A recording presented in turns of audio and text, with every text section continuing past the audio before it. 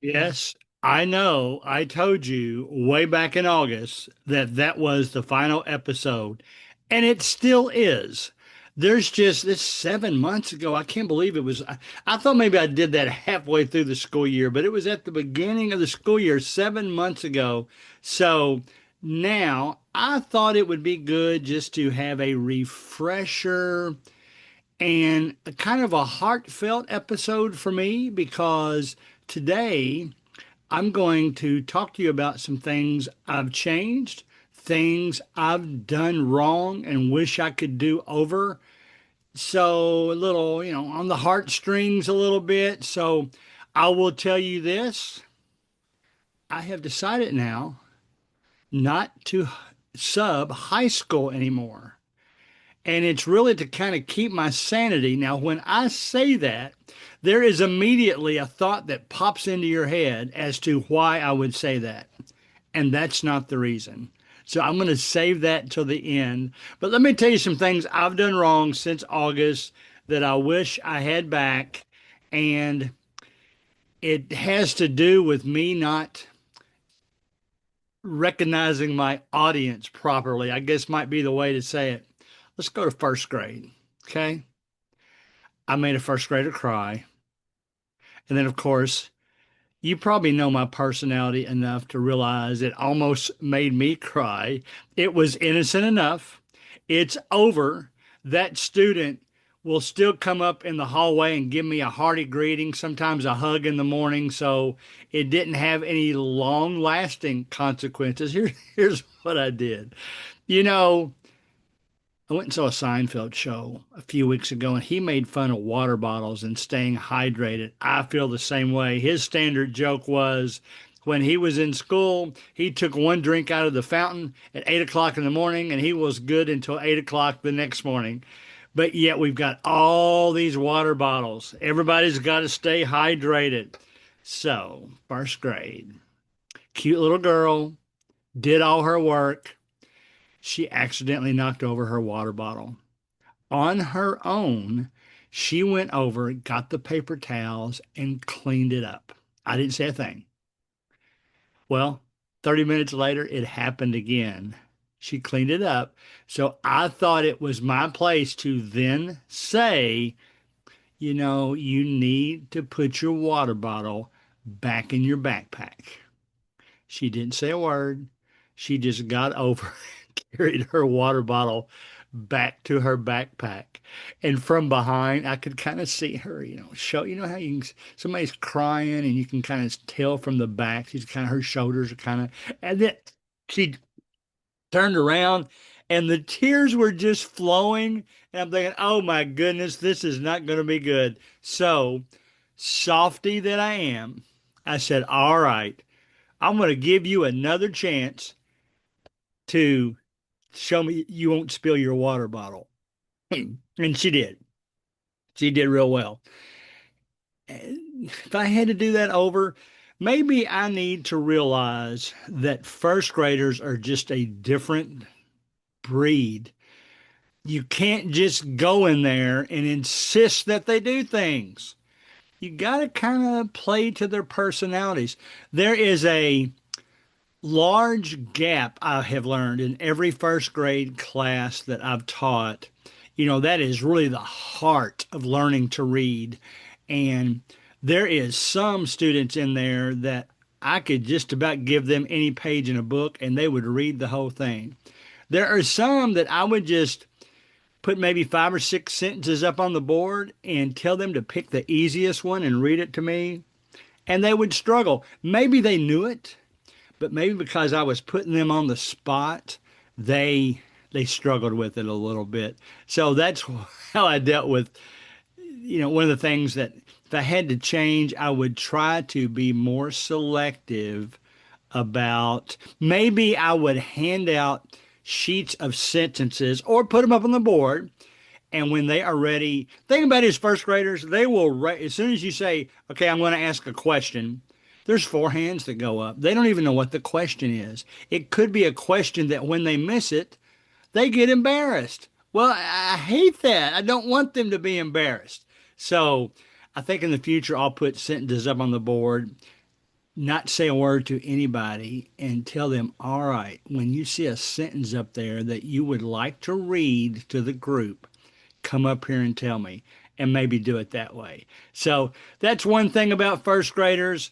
Another thing is they like that is the tattle age, even more so than kindergarten. They like to tell each other. Now, I just tell them that I'm not crazy about tattletales. I don't want anybody to get hurt, don't want anybody to get picked on. I'll deal with it and then go from there. So I've kind of changed along those lines a little bit.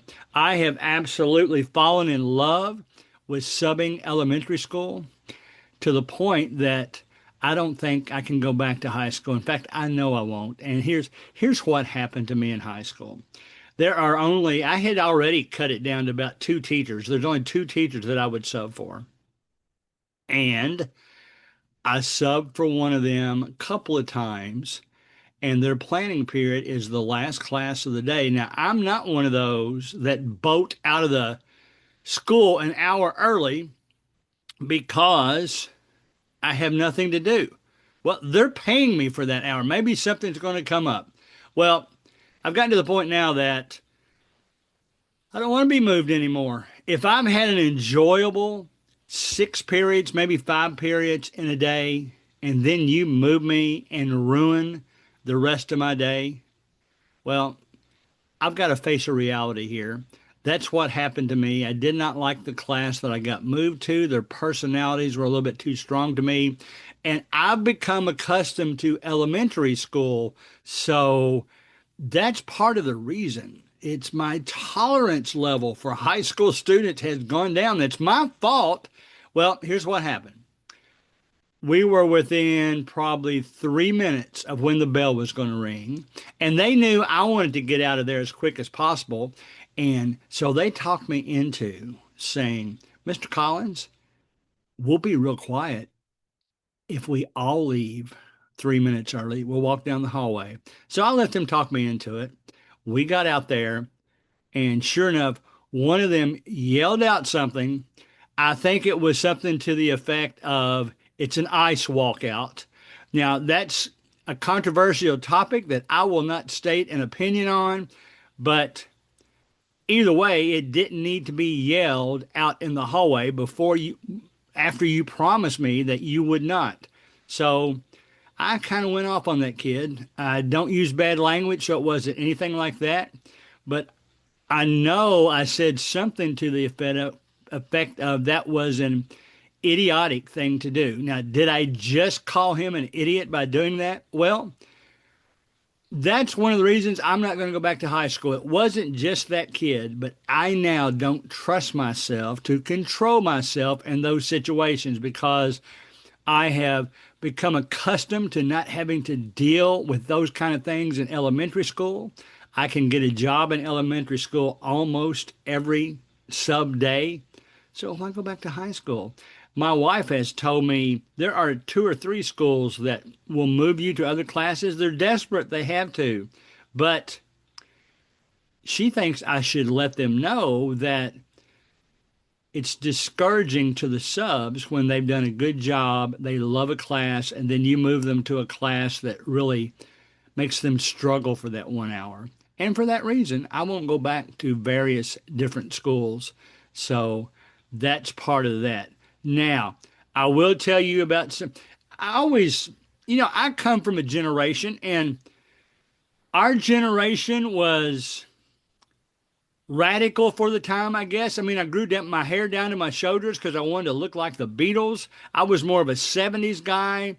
In the 60s, as you know, was the hippie generation, and we still had the Vietnam War going on, and there was a lot of protests, and you have the right to protest, all that stuff. But I knew that it might be, I grew up let me just say it like this. I grew up in a generation where we respected old people just because they were old. No other reason. Didn't have to be smarter than us. We respected them just because they were old. That's gone. I'm not here to say any generation is better than another one. I'm sure somebody when I was in the 60s and the 70s thought we were doing things that were radical that we shouldn't be doing. But at the same time, I knew that when we got to a situation where Generation Z teachers were teaching Generation Z students, it was going to be interesting because none of them could care less. I'm stereotyping, that was wrong. I'm going to say it again, though. None of them could care less whether they respect older people or not. They're going to say and do what they want to say and do. I call it the Mark Zuckerberg generation, although I'm thinking more of the movie that was made about Facebook called The Social Network, where Justin Timberlake was, having a conversation how, these older guys, they love to hear your ideas, and then they just take them and say, okay, boys, we'll take it from here, when they're probably just as intelligent as the older people. Here's one situation. I was subbing a class. For some reason, this school had given their teachers too much power blocking computers. They were blocking computers just because they didn't give them assignment that day.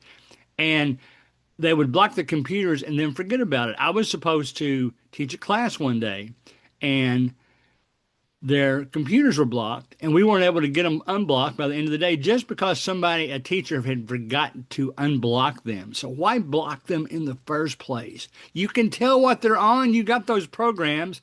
There was one teacher, however, young Generation Z, with a bunch of Generation Z students in his room.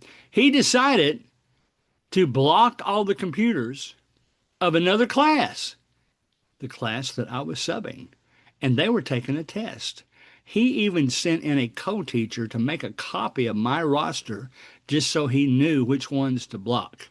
Well, when they were complaining about how he had blocked their computers and they couldn't finish their test, some of them had to redo a couple of questions by the time it was over. I don't get upset, but I wanted him to think I was upset. He'd never met me. At least I don't think. Maybe he's young enough that I subbed him in high school down the road. But so I walked over to his room. I acted like I was mad. And I said, could you please unblock those students' computers? They're trying to take a test. And he said, oh, I know what they're on. Kind of a smart aleck answer. So I slammed the door. And I noticed he's looked at me differently since then. I would say he apparently was, him and another teacher were in a big prank war thing of anything. That's my prank to him. In fact, I almost decided to set him up for a prank. And why would I bring myself to his level? I don't want to do that. So I've gone through that. Would I have done that differently? No, probably not. In the future, if it happens, I'll probably be more diplomatic when I go over there. When I went over there, there were students standing around his computer. It gave the appearance that he let those students talk him in to blocking the other students' computers. Okay? And to me, that's just immature. It's not fun. It's just immature. And I've subbed his class a few times, and he's a great teacher. The kids love him. That took him 20 minutes of class time to do that. Maybe he had already given them an assignment and it really didn't matter.